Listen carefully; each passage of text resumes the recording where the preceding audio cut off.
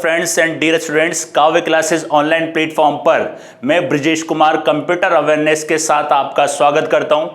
Computer awareness को आगे continue करते हुए आज नया टॉपिक स्टार्ट करते हैं, क्लासिफिकेशन ऑफ कंप्यूटर। कंप्यूटर के जो क्लासिफिकेशन होता है वो अलग अलग प्रकार से होता है। मतलब कंप्यूटर टेक्निक आधार पर भी क्लासिफिकेशन होता है, आकार के आधार पर भी क्लासिफिकेशन होता है। देखते हैं कंप्यूटर का क्लासिफिकेशन। सबसे पहले देखते हैं classification on the basis of technique, मतलब तकनीकी आधार पर कंप्यूटर का वर्गीकरण। तकनीकी आधार पर कंप्यूटर का वर्गीकरण, या इसको ऐसे ही बोल सकते हो on the basis of application. तो ये कंप्यूटर का तकनीकी आधार पर वर्गीकरण तीन प्रकार का होता है। एक एनालॉग कंप्यूटर, डिजिटल कंप्यूटर और हाइब्रिड कंप्यूटर। तीन प्रकार के कंप्यूटर होते हैं जो टेक्निकल बेसिस होते हैं या टेक्निक बेसिस होते हैं। एनालॉग कंप्यूटर जो होता है ये विद्युतीय तरंगों के आधार पर कार्य करता है, आगे डिटेल से देखेंगे भी सही। और डिजिटल कंप्यूटर जो होता है ये इलेक्ट्रॉनिक सिग्नल के आधार पर कार्य करता है। और हाइब्रिड कंप्यूटर जो होते हैं उसके अंदर एनालॉग और डिजिटल दोनों ही कंप्यूटर की क्वालिटी होती है, दोनों ही कंप्यूटर के गुण होते हैं। देखते हैं analog computer. Analog computer start करने से पहले इसकी इमेज बता देता हूं। इस प्रकार से एनालॉग कंप्यूटर होता है, विद्युतीय तरंगों के लिए काम में लिया जाता है। एनालॉग कंप्यूटर भौतिक मात्राओं को मापकर उन्हें नंबर में कन्वर्ट करता है।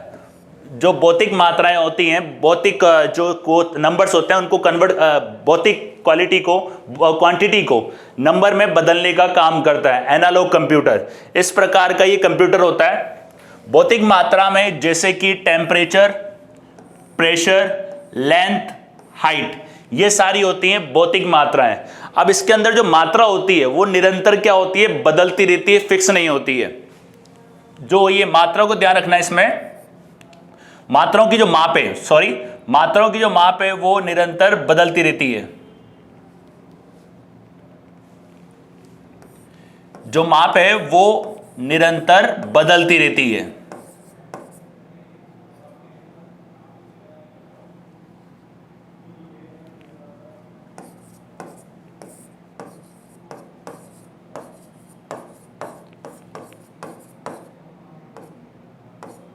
निरंतर बदलती रहती है। जैसे कि कोई टेम्परेचर आप देखते हो, टेम्परेचर क्या होता है, पल पल बदलता रहता है, अभी ज्यादा है कम हो जाए। कोई भी प्रेशर होता है वो बदलता रहता है। और लेंथ बदलती रहती है, हाइट क्या होता है, बदलता रहता है। तो ये क्या होता है, उसको कन्वर्ट करके बताता है। जैसे कि गाड़ी का स्पीडोमीटर, तो इसके अंदर क्या होता है, जो इसकी माप है वो निरंतर बदलती रहती है, फिक्स नहीं होती है। ये कंप्यूटर एनालॉग सिग्नल को प्रोसेस करता है। एनालॉग सिग्नल आप बोल सकते हो विद्युतीय तरंगों वाले सिग्नल, लाइक इस प्रकार से। इस प्रकार के जो सिग्नल्स होते हैं उनको प्रोसेस करने का काम करता है। इसकी स्टोरेज कैपेसिटी जो होती है वो बहुत कम होती है। इसमें स्टोरेज कैपेसिटी काफी कम मात्रा में होती है, इसलिए इसमें डेटा का स्टोर इतना नहीं किया जाता है। इन कंप्यूटरों की गति भी क्या होती है, धीमी होती है। बहुत ही धीमी गति से ये कंप्यूटर काम करते हैं। इसके एग्जाम्पल याद रखिएगा, स्पीडोमीटर, अर्थक्वेक डिटेक्टर, इस प्रकार की मशीनें होती हैं, राइट। एनालॉग कंप्यूटर क्या होता है, ये कंप्यूटर की भौतिक मात्राओं को मापकर उन्हें नंबर में बदलने का काम करता है। भौतिक मात्रा जैसे कि temperature, pressure, length, height etcetera. इसके अंदर एक बात ये भी ध्यान रखना, जो ये माप होती है, जो इनकी जो वैल्यू होती है वो निरंतर बदलती रहती है, फिक्स नहीं होती है। इसमें एनालॉग सिग्नल को प्रोसेस किया जाता है। एनालॉग सिग्नल मतलब विद्युतीय तरंगों वाले सिग्नल। आपने ईसीजी मशीन देखी होगी, उसमें इस प्रकार के सिग्नल होते हैं, राइट। इस कंप्यूटर की गति जो होती है वो अत्यधिक धीमी होती है। तो इसके अंदर इसके जो एग्जाम्पल होते हैं वो स्पीडोमीटर होता है और अर्थक्वेक डिटेक्टर होता है, राइट। नेक्स्ट देखते हैं डिजिटल कंप्यूटर।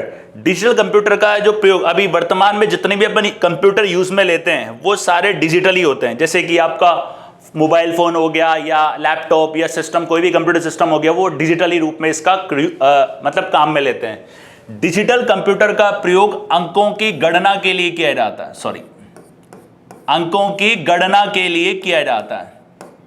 मतलब कैलकुलेशन ऑफ नंबर के लिए इसका प्रयोग किया जाता है। और यह कंप्यूटर डेटा और प्रोग्राम को 0 1 में, 0 1 को आप बोल सकते हो बाइनरी नंबर में,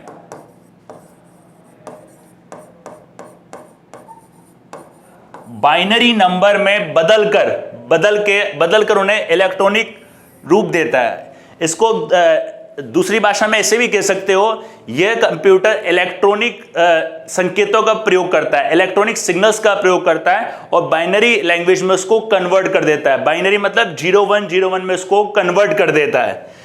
ये कंप्यूटर डिजिटल सिग्नल को प्रोसेस करते हैं। डिजिटल सिग्नल कैसे, ये बाइनरी नंबर वाले सिग्नल को प्रोसेस करने का काम करते हैं। प्रेजेंट टाइम पे जितने भी आप सिस्टम देखते हो, चाहे मोबाइल फोन हो, कंप्यूटर हो, लैपटॉप हो, कुछ भी हो, वो सारे इसी बेसिस पे काम करते हैं। प्रेजेंट टाइम पे सबसे ज्यादा यूज होता है इनका। इनकी स्टोरेज कैपेसिटी भी काफी अधिक होती है। एनालॉग कंप्यूटर के अंदर स्टोरेज कैपेसिटी काफी कम होती थी और इनके अंदर क्या होता है, स्टोरेज कैपेसिटी काफी अधिक होती है।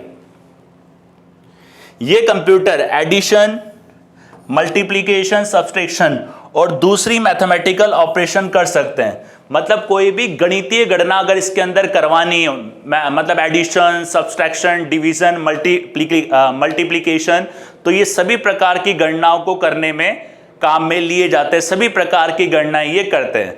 तो डिजिटल जो कंप्यूटर होता है, इसके बारे में याद रखिएगा, ये इसका प्रयोग अंकों की गणना के लिए किया जाता है। और ये कंप्यूटर 0-1 में, मतलब जो भी डेटा या प्रोग्राम होता है उसको 0-1 में कन्वर्ट कर देते हैं। 0-1 आप बोल सकते हो बाइनरी नंबर में कन्वर्ट करने का काम करते हैं और डिजिटल सिग्नल को ये प्रोसेस करते हैं। डिजिटल सिग्नल मतलब बाइनरी डिजिट वाले सिग्नल्स को।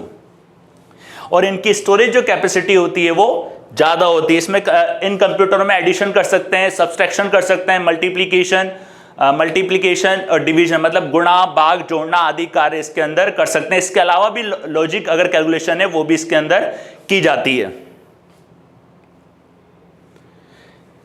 ये जो कंप्यूटर होते हैं इसके एग्जाम्पल याद रखिएगा, पर्सनल कंप्यूटर, लैपटॉप, स्मार्टफोन। ये इस प्रकार से पर्सनल कंप्यूटर होगा। डिजिटल कंप्यूटर इसको बोल सकते हैं। ये लैपटॉप हो गया और ये स्मार्टफोन, ये सारे डिजिटली वर्क करते हैं। डिजिटली मतलब बाइनरी डिजिट में ये वर्क करते हैं। एग्जांपल ध्यान रखिएगा, personal computer, laptop, smartphone. Right, next देखते हैं हाइब्रिड कंप्यूटर। हाइब्रिड जो कंप्यूटर होते हैं ये ऐसे कंप्यूटर होते हैं जिसमें डिजिटल और एनालॉग दोनों ही सिस्टम की क्वालिटी होती है, दोनों ही सिस्टम के इसके अंदर गुण होते हैं। इनका जो मैक्सिमम प्रयोग किया जाता है वो डिफेंस में किया जाता है, मेडिकल में किया जाता है और पेट्रोलियम वगैरह के क्षेत्र वगैरह में किया जाता है इनका। तो इसके बारे में देखते हैं। हाइब्रिड कंप्यूटर, एनालॉग कंप्यूटर और डिजिटल कंप्यूटर।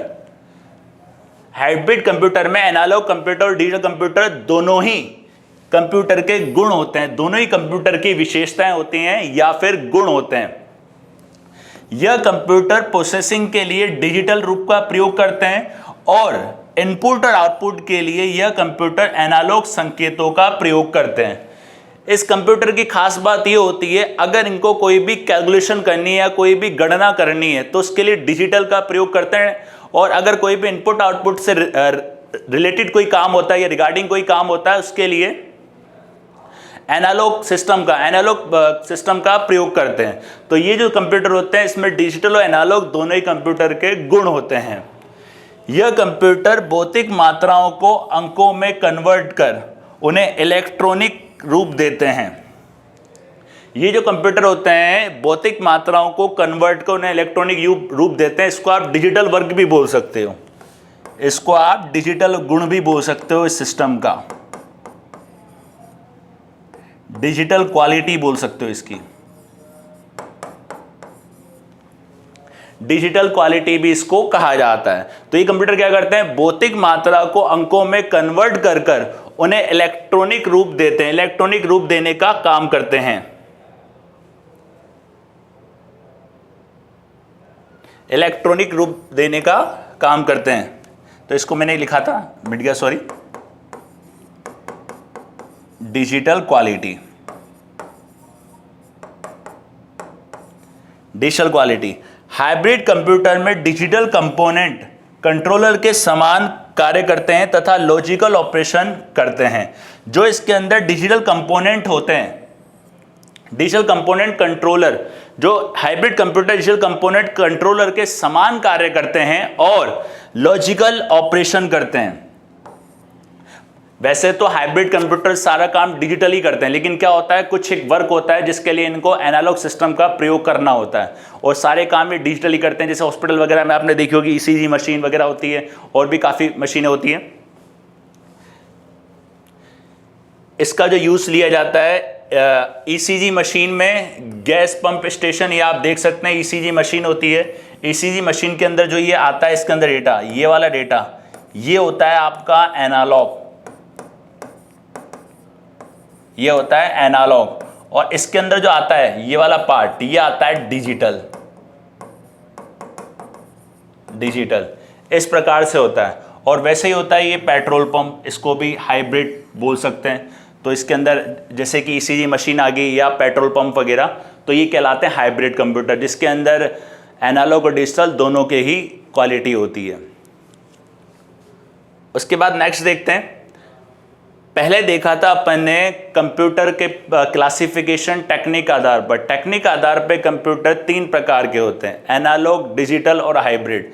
अब डिस्कस करेंगे कंप्यूटर बेसिक पर्पस के आधार पर। पर्पस क्या होते हैं कंप्यूटर के? 2 होते हैं, एक होता है सामान्य पर्पस, एक होता है स्पेशल पर्पस। अब सामान्य पर्पस वाले काम जैसे कि कोई भी फाइल भेजना लेना या कोई भी काम करना, जैसे कि सिंपल सिस्टम यूज़ करते हैं सामान्य पर्पस के लिए, तो वो सामान्य पर्पस होता है। और स्पेशल पर्पस जैसे कि कोई भी स्पेशल कार्य करना, जो स्पेशल पर्पस वाले सिस्टम होते हैं इनकी क्वालिटी भी स्पेशल होती है, इनका वर्क भी स्पेशली होता है, स्पेशल कार्य के लिए इनका प्रयोग किया जाता है। सबसे पहले देखते हैं जनरल पर्पस। जनरल पर्पस वाले जो कंप्यूटर होते हैं ये फ्लैक्सिबल होते हैं और वर्सेटाइल होते हैं, अस्थिर होते हैं और लचीले होते हैं। ये जनरल पर्पस वाले सिस्टम कहलाते हैं। इसमें अनेक प्रकार के कार्य करने की कैपेसिटी होती है। इन सिस्टम में मल्टीटास्किंग आप लोग कर सकते हो और किसी भी प्रकार का कार्य कर सकते हो। सामान्य तौर पे जनरल पर्पस वाले जो सिस्टम होते हैं जिनका घरों में, ऑफिस वगैरह में यूज़ किया जाता है, जैसे कि लैपटॉप हो गया, पर्सनल कंप्यूटर हो गया, अदर कोई डेस्कटॉप हो गया, उसमें इसका यूज़ लिया जाता है। जैसे फाइल टाइप करना, प्रिंट करना, डेटाबेस बनाना या अदर कोई कार्य करना, इस प्रकार के कार्य जनरल पर्पस के अंदर किए जाते हैं। इसके एग्जाम्पल मोबाइल फ़ोन, लैपटॉप, तो ये कहलाते हैं जनरल पर्पस वाले सिस्टम। जनरल पर्पस वाले ध्यान रखना फ्लेक्सिबल होते हैं, वर्सेटाइल होते हैं, इनका प्रयोग पर्सनल कंप्यूटर, मोबाइल फ़ोन वगैरह में किया जाता है। और ये जो होता है हर प्रकार के कार्य करने की इनमें कैपेसिटी होती है। किसी प्रकार की मल्टीटास्किंग इससे करवा सकते हैं, जैसे कि फाइल टाइप, प्रिंटिंग, डेटाबेस तैयार करना, वीडियो डाउनलोडिंग करना या अदर कोई प्रोसेस करना, वो इसके द्वारा होती है। तो ये कहलाते हैं जनरल पर्पस सिस्टम। इसके एग्जाम्पल ध्यान रखिएगा, मोबाइल और लैपटॉप। उसके बाद होते हैं स्पेशल पर्पस कंप्यूटर। अब आपको नाम से ही लग रहा होगा स्पेशल पर्पस है, तो जाहिर सी बात है ये जो सिस्टम है स्पेशल कार्य ही करेंगे, जनरल कार्य तो कर नहीं सकते। तो स्पेशल पर्पस वाले सिस्टम होते हैं, इनको बनाया जाता है किसी विशेष कार्य को करने के लिए बनाया जाता है। अब विशेष कार्य करने के लिए इनको बनाया जाता है। अब जैसे कि मौसम विभाग के कंप्यूटर हो गए या किसी मतलब स्वास्थ्य क्षेत्र के कंप्यूटर हो गए या रक्षा क्षेत्र के कोई कंप्यूटर हो गए, स्पेशल टास्क के लिए मतलब विशेष प्रकार के कार्य करने के लिए इनको बनाया जाता है। और जिस कार्य के लिए इनको बनाया गया है ये उसी कार्य को प्रोसेस करने का काम करते हैं। जो निर्देश इनको दिए जाते हैं वो परमानेंटली इसमें स्टोर हो जाते हैं। जो भी इनको आदेश दिया जाता है या कोई भी ऑर्डर दिया जाता है वो परमानेंटली इसमें स्टोर कर लेते हैं। इनमें सीपीयू की कैपेसिटी उसी कार्य के अनुसार होती है। जिस स्पेशल पर्पस के लिए इसको बनाया गया है तो उसी पर्पस के अकॉर्डिंग इसकी सीपीयू की कैपेसिटी डिज़ाइन की जाती है। सीपीयू की कैपेसिटी डिज़ाइन करने के लिए जो इसके अंदर प्रोसेसर होता है उसकी क्वालिटी मतलब उसकी प्रोसेसिंग क्षमता बढ़ा दी जाती है। सेकेंडरी मेमोरी बड़ी होती है, प्राइमरी मेमोरी बड़ी होती है। जिस परफॉर्म के लिए, जिस कार्य के लिए इसको बनाया गया है ये वही कार्य करता है। तो ये कहलाते हैं स्पेशल पर्पस वाले कंप्यूटर। इसके एग्जाम्पल याद रखिएगा, computerized traffic control system, ATM machine, weather forecasting. इस प्रकार से आप देख सकते हैं एटीएम मशीन होती है। अब एटीएम मशीन का काम क्या होता है? स्पेशल काम होता है, पैसे निकालना, पैसे जमा कराना, और बैंक के रिगार्डिंग कोई छोटे मोटे काम जैसे स्टेटमेंट वगैरह, बैलेंस की जानकारी इससे कर सकते हैं। तो स्पेशल पर्पस के लिए इसको बनाया गया, और स्पेशल पर्पस जिस कार्य के लिए इसको बनाया गया ये वही कार्य करेगा। इस प्रकार से ये होते हैं आपके विशेष कार्य करने के लिए, ये एटीएम का पीछे का भाग होता है।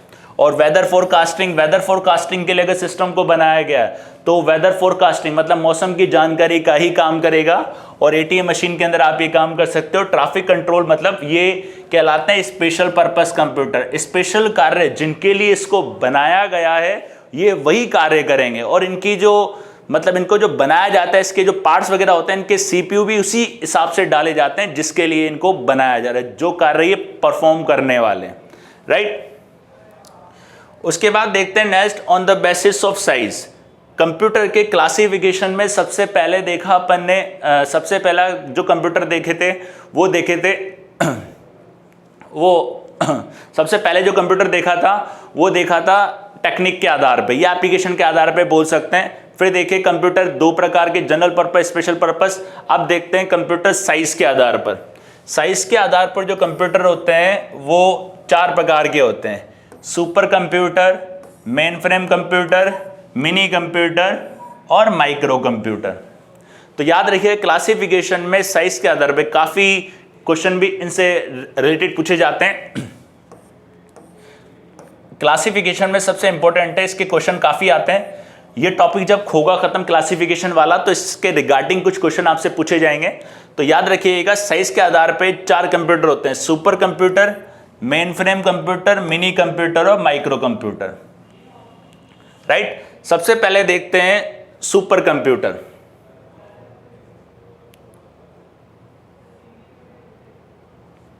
सुपर कंप्यूटर क्या होता है? सुपर नाम से मालूम पड़ रहा होगा, सुपर कंप्यूटर।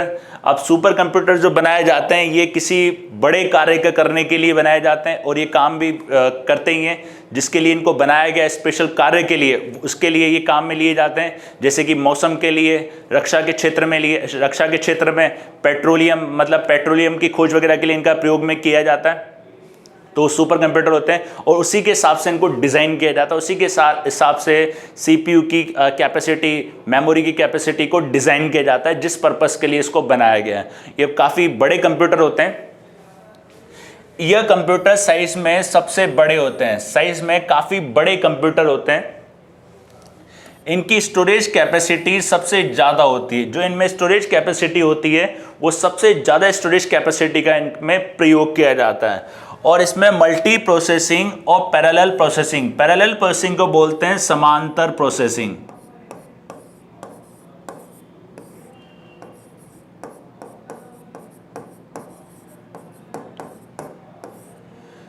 समांतर प्रोसेसिंग के नाम से इसको जाना जाता है। समांतर प्रोसेसिंग क्या होती है? कोई भी प्रोसेसिंग जो होती है उसको टुकड़ों में बांट दिया जाता है, फिर टुकड़ों में बांटने के बाद उसको अलग अलग प्रोसेसर के द्वारा रन करवाया जाता है या प्रोसेस करवाया जाता है। तो कहलाती है पैरेलल प्रोसेसिंग, समांतर प्रोसेसिंग। इसका प्रयोग किसमें किया जाता है? सुपर कंप्यूटर में किया जाता है। पैरेलल प्रोसेसिंग यानी सीपीयू का समांतर क्रम में कार्य करना, मतलब सीपीयू का समांतर क्रम में कार्य करना। समांतर क्रम में कार्य करने के लिए जो भी प्रोसेसिंग होती है उसको टुकड़ों में बांट दिया जाता है, उसी के हिसाब से पहली प्रोसेसिंग होगी तो उसके बाद दूसरी, फिर तीसरी, फिर चौथी, तो कहलाता है पैरेलल प्रोसेसिंग।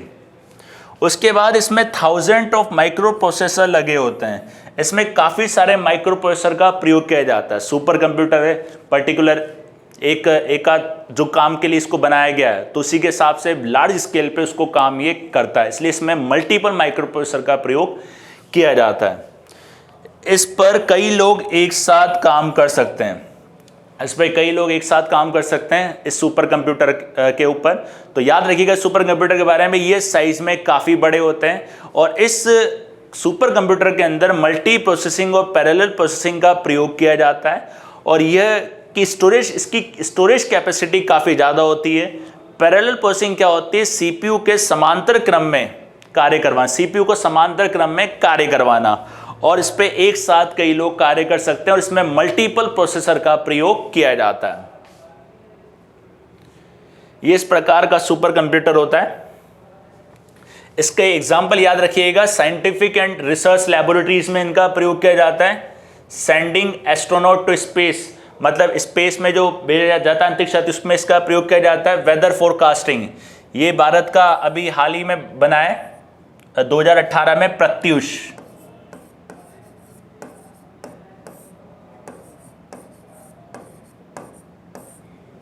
सुपर कंप्यूटर,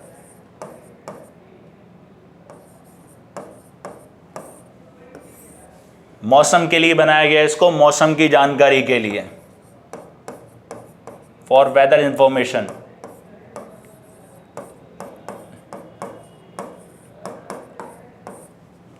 मौसम की जानकारी के लिए बनाया गया है। और ये क्राई K1S, याद रखिएगा दुनिया का पहला सुपर कंप्यूटर है ये।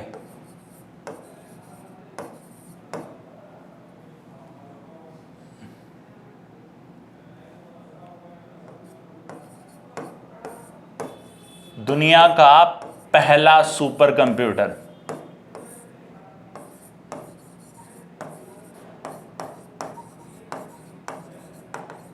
दुनिया का पहला सुपर कंप्यूटर क्राई K1S, इसको बनाया था अमेरिका ने। और अगर पूछे एग्जाम में काफी बार आता है भारत का पहला सुपर कंप्यूटर, तो भारत का पहला सुपर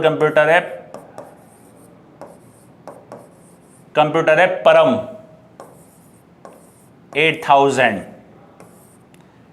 1991 में आया था ये परम 8000, भारत का पहला सुपर कंप्यूटर, ये दुनिया का पहला सुपर कंप्यूटर, राइट। तो ये सुपर कंप्यूटर था।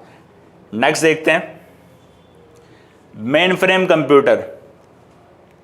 मेन फ्रेम कंप्यूटर की स्टोरेज कैपेसिटी काफ़ी अधिक होती है। इस मेन फ्रेम कंप्यूटर की स्टोरेज कैपेसिटी काफ़ी अधिक होती है। इनकी प्रोसेसिंग स्पीड भी अधिक होती है। एक टाइम पे सैकड़ों लोग इन कंप्यूटर का यूज़ कर सकते हैं। अब मेन फ्रेम कंप्यूटर क्या होता है, जैसे कि ऑनलाइन, जैसे कि बैंक का काम होता है, बैंक का खुलने का समय होता है कब तक, 10 से लेके 5 बजे तक। मान लो एक बैंक के स्टेट बैंक ऑफ इंडिया,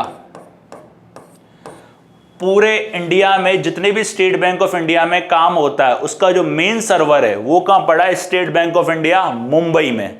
10 बजे से 5 बजे तक पूरे इंडिया के अंदर जितनी भी ब्रांचों के अंदर पैसे वगैरह जमा होंगे या कुछ भी होगा, वो सारा का सारा कहाँ सेव हो जाएगा, मेन फ्रेम, जो मेन कंप्यूटर पड़ा हुआ है कहाँ पे, मुंबई में। तो वहाँ पे वो सेव हो जाएगा। तो वो क्या कहलाता है, मेन फ्रेम कंप्यूटर। अगर वहाँ से उसको बंद कर देंगे तो क्या हो जाएगा, पूरे इंडिया के अंदर स्टेट बैंक ऑफ इंडिया की सारी शाखाओं के अंदर सिस्टम काम नहीं करेंगे। कभी कभी आपने देखा होगा बैंक एम्प्लॉय बोलते हैं सर्वर डाउन चल रहा है। सर्वर डाउन मतलब ये मेन फ्रेम कंप्यूटर पे क्या होता है, एक साथ काफ़ी सारे लोग काम करते हैं तो ये डाउन हो जाता है। या कोई भी ऑनलाइन फॉर्म की बात कर लें, आरपीएससी के अंदर किसी फॉर्म के लिए आप अप्लाई कर रहे हो, आरपीएससी के अंदर आरपीएससी का सर्वर कहाँ पड़ा है, अजमेर में।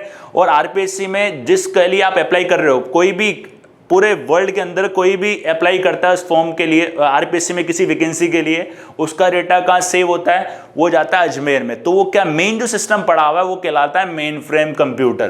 तो याद रखिएगा इसकी स्टोरेज कैपेसिटी काफ़ी अधिक होती है। इसमें एक से अधिक ऑपरेटिंग सिस्टम को रन या होस्ट करने की कैपेसिटी होती है। एक से अधिक ऑपरेटिंग सिस्टम को रन भी कर सकता है और एक से अधिक ऑपरेटिंग सिस्टम को ये होस्ट भी कर सकता है।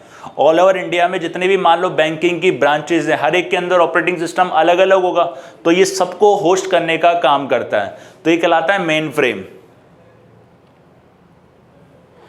और ये 24 आवर वर्किंग कैपेसिटी होती है। 24 आवर, जैसे कि आपको बैंक में पैसे ट्रांसफर कराने हैं, बैंक में पैसे ट्रांसफर कराने का समय होता है, लेकिन आप 24 आवर और 7 वीक इसमें काम, मतलब 7 डेज में काम कर सकते हो।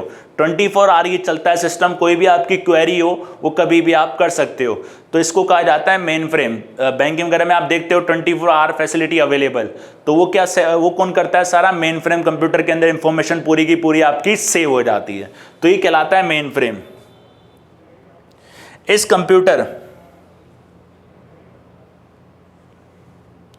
इन कंप्यूटर का यूज बैंक में, बड़ी कंपनीज में, गवर्नमेंट डिपार्टमेंट, गवर्नमेंट ऑफिस में किया जाता है। बैंक में किया जाता है, गवर्नमेंट डिपार्टमेंट में किया जाता है और ऑफिस में इसका प्रयोग किया जाता है। तो याद रखिएगा मेन फ्रेम जो कंप्यूटर होता है इसकी स्टोरेज कैपेसिटी काफ़ी अधिक होती है। इनकी प्रोसेसिंग स्पीड भी अधिक होती है और एक टाइम पे सैकड़ों लोग इस पर कार्य कर सकते हैं। और ये ऑपरेटिंग इसमें एक से अधिक ऑपरेटिंग सिस्टम को रन या होस्ट करने की कैपेसिटी होती है। 24 आवर वर्किंग करता है ये, मतलब 24 आवर ये चलता है, काम करता है। बैंक्स वगैरह में, कोई कंपनी वगैरह में, गवर्नमेंट ऑफिस में इसका प्रयोग किया जाता है। इसकी एग्जाम्पल याद रखिएगा, एग्जाम के अंदर एग्जाम्पल ज्यादा पूछता है कि ये कौन सा सिस्टम है, ये कौन सिस्टम नहीं है। तो इसका डिटेल ऑफ पेमेंट के लिए sending bills, keep tax detail, इस प्रकार का ये मेन फ्रेम होता है। आप बोल सकते हो किसी भी डिपार्टमेंट का मेन सर्वर। जैसे कि बात कर रहे थे अपन स्टेट बैंक ऑफ इंडिया की, तो स्टेट बैंक ऑफ इंडिया का मुंबई का आप इसको सर्वर बोल सकते हो, मुंबई सर्वर बोल सकते हो। अब पूरे इंडिया के अंदर स्टेट बैंक ऑफ इंडिया की कितनी भी ब्रांचों में कितना भी काम हो, वो सारा का सारा इसके अंदर स्टोर हो जाता है। तो ये कहलाता है मेन फ्रेम ऑपरेटिंग सिस्टम। या आप बोल सकते हो आरपीएससी का सर्वर। आरपीएससी में पूरे वर्ल्ड के अंदर कोई भी व्यक्ति, कोई भी पर्सन आरपीएससी के लिए फॉर्म के लिए अप्लाई करता है, उसका डेटा इसके अंदर स्टोर हो जाएगा। तो ये कहलाता है main frame operating system, right. Next देखते हैं mini computer. Mini computer, mini computer में एक से अधिक सीपीयू होते हैं। एक से अधिक सीपीयू के लिए काम करता है ये,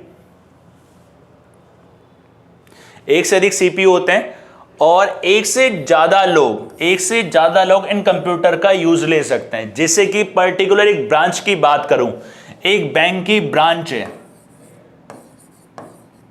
अब हर एक ब्रांच के अंदर क्या होता है, एक सर्वर रूम होता है, सर्वर होता है। ये एक मेन सर्वर है। आप सर्वर को क्या होता है यूज नहीं कर सकते, सर्वर को केवल स्टार्ट करके छोड़ दिया जाता है। ऑपरेटिंग सिस्टम में मैंने आपको बताया था server operating system, multi processing, तो वैसे ही होता है ये। अब इस सर्वर से काफी सारे सिस्टम जुड़े हुए हैं।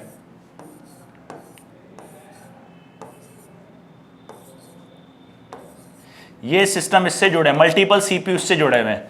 अब इनके अंदर जो है एक सीपीयू, प्रोसेसर और इनपुट आउटपुट डिवाइस, और मेमोरी किसके पास है, सर्वर के पास। इसलिए इसको कहा जाता है mini computer system. Mini computer कहा जाता है, मेन फ्रेम से छोटा होता है, माइक्रो से बड़ा होता है। तो इसको आप बोल सकते हो एक ब्रांच के अंदर मान लो 5-7 पीसी पड़े हुए हैं, 5-7 पीसी को एक सर्वर से कनेक्ट कर दिया गया है, तो वहां पे इसका प्रयोग किया जाता है। तो ये कहलाता है मिनी कंप्यूटर। तो एक से ज्यादा लोग इसका प्रयोग कर सकते हैं, एक से ज्यादा सीपीयू इसके अंदर लगे हुए हैं और एक से ज्यादा लोग इसका प्रयोग कर रहे हैं। बट इन जो सीपीयू को मेमोरी मिल रही है वो कहां से मिल रही है, यहां से मिल रही है। अब इनके अंदर जो भी काम होगा वो कहां से होगा, सर्वर के अंदर। एक ब्रांच का सर्वर आप बोल सकते हो। इन्हें छोटी कंपनी या मिडिल बिजनेस में यूज में लिया जाता है। छोटे मोटे बिजनेस जहां पे 5, 10, 15 पीसी होते हैं, वहां पे इनको जोड़ दिया जाता है और वहां पे इनका प्रयोग लिया जाता है सर्वर के रूप में। तो ये कहलाता है मिनी कंप्यूटर। यह मल्टी प्रोसेस या टास्क को सपोर्ट करता है। मल्टी प्रोसेसिंग भी कर सकते हैं और इसको मल्टी टास्किंग भी कर सकते हैं। इसको मल्टी प्रोसेसिंग कंप्यूटर भी बोल सकते हैं, सर्वर कंप्यूटर सिस्टम भी बोल सकते हैं, मिनी कंप्यूटर भी इसको बोल सकते हैं, राइट। इसका जो यूज में लिया जाता है डेटा मैनेजमेंट, फाइल हैंडलिंग और बिजनेस के लिए, ट्रांजिशन प्रोसेसिंग के लिए इसका यूज में लिया जाता है। तो याद रखिएगा मिनी कंप्यूटर जो होता है इसमें एक से अधिक सीपीयू होते हैं और इसमें एक साथ ज़्यादा से ज़्यादा लोग इसमें काम कर सकते हैं। और इसमें इसका यूज़ में लिया जाता है, ये छोटे मोटे बिजनेस कंपनीज या मिडिल बिजनेस में इनका, छोटी कंपनी या मिडिल बिजनेस में इसका प्रयोग किया जाता है। मल्टी प्रोसेस, मल्टी टास्किंग को ये सपोर्ट करता है। उसमें जो काम होता है जैसे कि data management, file handling, business का इसमें काम किया जाता है, राइट। तो ये इस प्रकार से होता है। मिनी कंप्यूटर मेन फ्रेम और सुपर कंप्यूटर की तुलना में साइज और प्राइस दोनों में कम होता है। याद रखिएगा मिनी कंप्यूटर क्या होता है, मेन फ्रेम और सुपर कंप्यूटर से साइज में भी छोटा होता है और प्राइस में भी कम होता है, प्राइस भी कम होती है। लेकिन माइक्रो कंप्यूटर से यह प्राइस में ज्यादा होता है और ज्यादा पावरफुल होता है। तो ये कहलाता है आपका मिनी कंप्यूटर। इस प्रकार से होता है, किसी भी अगर ब्रांच वगैरह में जाओ या किसी भी ऑफिस वगैरह में जाओ तो एक ऑफिस जहां पे कंप्यूटर का यूज किया जाता है तो वहां पे एक होता है सर्वर रूम।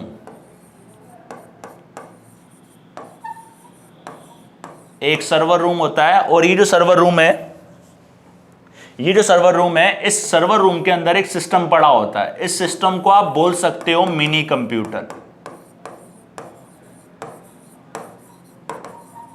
इसको बोल सकते हो मिनी कंप्यूटर। तो ये सर्वर रूम के अंदर पड़ा रहता है, इस प्रकार से ये होता है मिनी कंप्यूटर। नेक्स्ट देखते हैं माइक्रो कंप्यूटर। माइक्रो कंप्यूटर एक छोटा साइज और प्राइस दोनों में कम होता है। माइक्रो कंप्यूटर जैसे कि आपका पर्सनल कंप्यूटर हो गया, डेस्कटॉप कंप्यूटर हो गया, तो कहलाता है माइक्रो कंप्यूटर। ये साइज में भी छोटा होता है और प्राइस भी इसकी कम होती है। अगर इसमें आप सीपीयू की कैपेसिटी को बढ़ा दोगे या मेमोरी की कैपेसिटी को बढ़ा दोगे तो इसकी प्राइस भी बढ़ जाती है।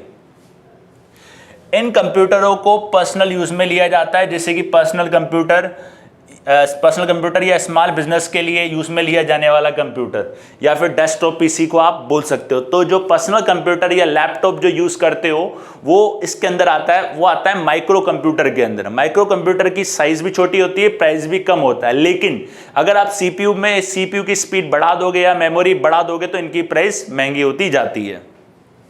वो डिपेंड करता है आपका पर्सनल कंप्यूटर किस यूज में आपको लेना है। माइक्रो प्रोसेसर में एक ही सीपीयू होता है जिसमें रैम और रोम होती है। इसमें एक ही सीपीयू होता है और जिसके अंदर रैम और रोम का प्रयोग किया जाता है। इसमें इनपुट और आउटपुट पोर्ट्स वायर से जुड़े होते हैं, जिसे मदरबोर्ड कहते हैं। सीपीयू की क्लास में मैंने आपको मदरबोर्ड बताया था। मदरबोर्ड में काफ़ी सारे सॉकेट लगे हुए होते हैं, काफ़ी सारी वायर्स होती हैं। तो ये जो होता है आपका वो माइक्रो कंप्यूटर होता है, राइट। तो याद रखिएगा, इनपुट आउटपुट वायर से जुड़े हुए होते हैं और इसमें जिसे मदरबोर्ड कहते हैं। तो ये जो सिस्टम होता है माइक्रो कंप्यूटर, ये साइज में भी छोटा होता है, प्राइस में भी कम होता है। और ये कंप्यूटर का प्रयोग लिया जाता है पर्सनल यूज़ में या फिर छोटे से बिजनेस वगैरह में इसका यूज़ में ले सकते हैं। पर्सनल कंप्यूटर, लैपटॉप, तो उसमें इसका प्रयोग किया जाता है। माइक्रो प्रोसेसर में इनमें एक ही माइक्रो प्रोसेसर, एक ही सीपीयू होता है और इसमें रैम और रोम का प्रयोग किया जाता है। और इनपुट आउटपुट के लिए पोर्ट्स होते हैं जिसको मदरबोर्ड कहते हैं। इसके एग्जांपल ध्यान रखिएगा। इसका जो कार्य होता है accounting, word processing, can prepare letters वगैरह, बिल वगैरह तैयार करने में इसका प्रयोग करते हैं, राइट। नेक्स्ट इसके रिगार्डिंग क्वेश्चन देखते हैं। एक बार दोबारा से रिपीट कर देता हूं ताकि थोड़ा सा आपको आइडिया हो जाएगा, फिर इसके रिगार्डिंग क्वेश्चन करेंगे।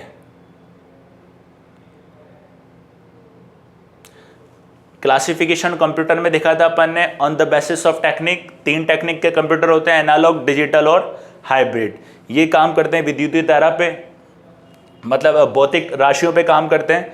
और ये जो होते हैं ये आपके इलेक्ट्रॉनिक सिग्नल पे काम करते हैं और इसमें दोनों की क्वालिटी होती है। एनालॉग सिस्टम के बारे में आपको बताया था, ये एनालॉग सिस्टम होता है। एनालॉग सिग्नल्स का इसमें प्रयोग किया जाता है। उसका टेम्परेचर, प्रेशर, लेंथ के लिए इसमें इसका प्रयोग किया जाता है। इसके जो एग्जांपल है स्पीडोमीटर, अर्थक्वेक डिटेक्टर आदि होते हैं। डिजिटल होता है, ये बाइनरी के अंक के रूप में कार्य करता है। इलेक्ट्रॉनिक सिग्नल्स के रूप में ये कार्य करता है। ये इसके एग्जांपल है पर्सनल कंप्यूटर, लैपटॉप, स्मार्टफोन। और हाइब्रिड जिसके अंदर डिजिटल एनालॉग की क्वालिटी होती है। इसमें जो गणना और कैलकुलेशन होती है वो डिजिटल रूप में की जाती है और जो इनपुट आउटपुट का काम होता है वो एनालॉग के रूप में किया जाता है। ये इसके एग्जांपल होते हैं ECG machine, gas pump station. On the basis of purpose, general purpose, special purpose. General purpose वाले सामान्य कंप्यूटर होते हैं जो फ्लेक्सिबल और वर्सेटाइल होते हैं। आप जैसे कि पर्सनल कंप्यूटर आप बोल सकते हो। और स्पेशल पर्पस जो स्पेशल टास्क के लिए बनाए जाते हैं, जैसे कि एटीएम मशीन वगैरह बोल सकते हो आप। और on the basis of size के आधार पर computer super, main frame, mini और माइक्रो। सुपर कंप्यूटर साइज़ में बड़े होते हैं, इसमें मल्टी प्रोसेसिंग और पैरेलल प्रोसेसिंग का प्रयोग किया जाता है और साइज़ में काफ़ी बड़े होते हैं। और जिसके लिए इसको बनाया गया है, जिस कार्य के लिए इसको बनाया गया है इसका काम उसमें किया जाता है, राइट। उसके ये सुपर कंप्यूटर होते हैं। दुनिया का पहला सुपर कंप्यूटर क्रय K1S और ये भारत का है प्रत्युष। हाल ही में इसको बनाया गया 2018 में मौसम की जानकारी के लिए। और मेन फ्रेम कंप्यूटर के बारे में आपको बताया था, जिसमें एक टाइम पर सैकड़ों लोग इस पर काम कर सकते हैं। ये सुपर कंप्यूटर से छोटा होता है लेकिन स्टोरेज कैपेसिटी इसकी अधिक होती है। इसके एग्जाम्पल डिटेल्स ऑफ पेमेंट में किया जाता है, या बैंक का एग्जाम्पल आपको दिया था। और मिनी कंप्यूटर जो होता है इसको सर्वर कंप्यूटर भी बोल सकते हैं, मल्टी प्रोसेसिंग कंप्यूटर भी बोल सकते हैं, और इसके अंदर काफ़ी सारे टास्क करवा सकते हैं, मल्टीटास्क को ही सपोर्ट करता है, और एक साथ काफ़ी सारे CPU, मल्टीपल CPU में इसका प्रयोग किया जाता है। इसके ये जो सिस्टम होते हैं, ये मिनी कंप्यूटर जो होते हैं, ये आपके main frame computer, super computer से आकार में, साइज़ में छोटे होते हैं और प्राइस में भी सस्ते होते हैं, लेकिन माइक्रो कंप्यूटर से ज़्यादा होते हैं। इस प्रकार से इसका प्रयोग किया जाता है। ये माइक्रो कंप्यूटर जिसको पर्सनल कंप्यूटर में इसका प्रयोग किया जाता है। अब इसके रिगार्डिंग क्वेश्चन देखते हैं। क्रे के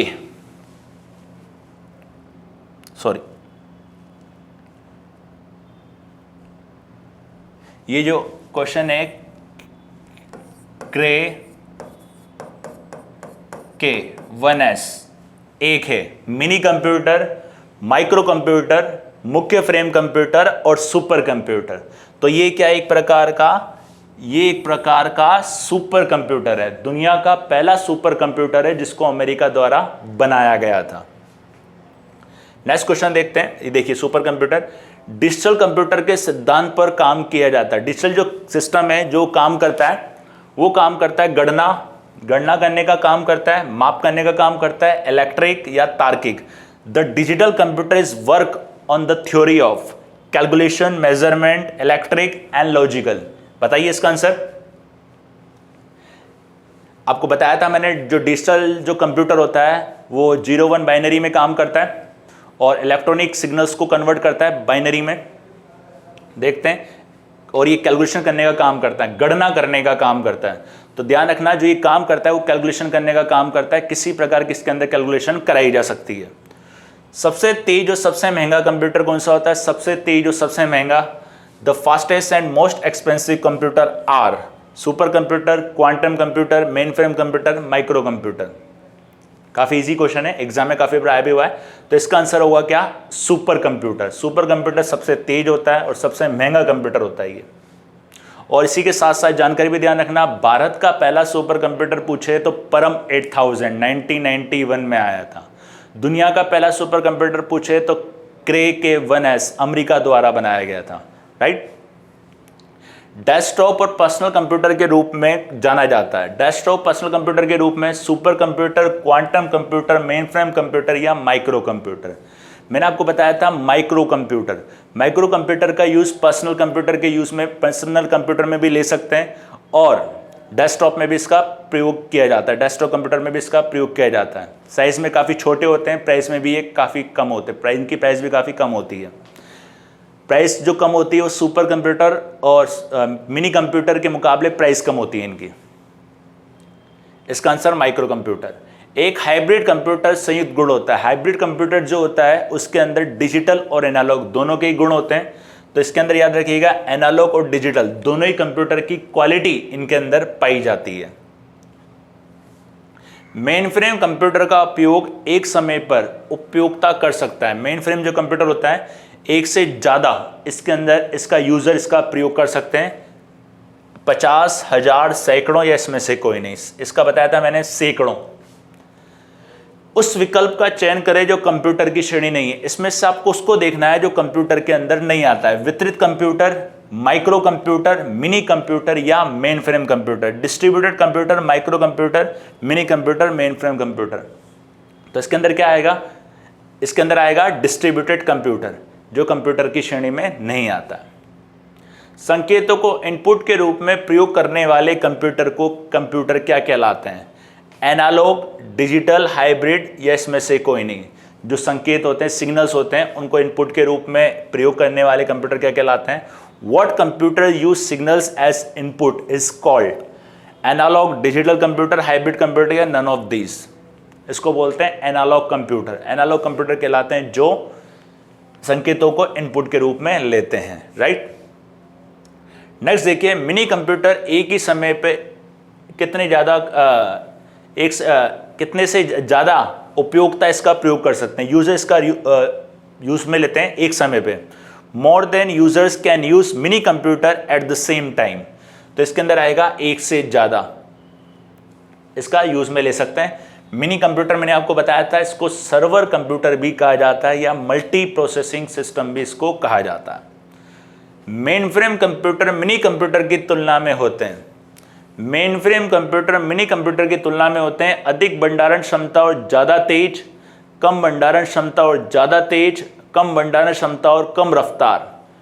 मेन फ्रेम कंप्यूटर की तुलना में मिनी कंप्यूटर वाले होते हैं। ध्यान से पढ़िएगा क्योंकि इसमें गलती होने की संभावना होती है, क्योंकि क्या होता है जल्दबाजी में या हड़बड़ाहट में क्वेश्चन का आंसर गलत हो जाता है।